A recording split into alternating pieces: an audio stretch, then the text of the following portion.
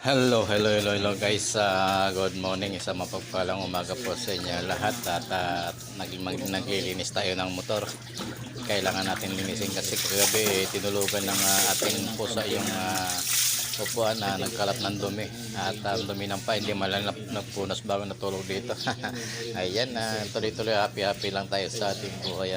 Lilinisin po natin kasi mamaya gagamitin po natin sa pag-travel na mapupunta sa trabaho. Kaya nga pala guys, holiday ngayon kasi hindi ko alam kung bakit holiday. Ayan, holiday ngayon at bukas pasok na naman tayo.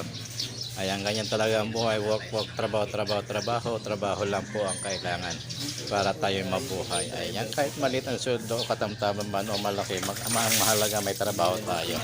Pagtsaga-tsagaan na lang po natin para sa ating kinabukasan. Ayan, maraming salamat po sa mga kaibigan nating OFW at sa mga kaibigan po nating subscriber.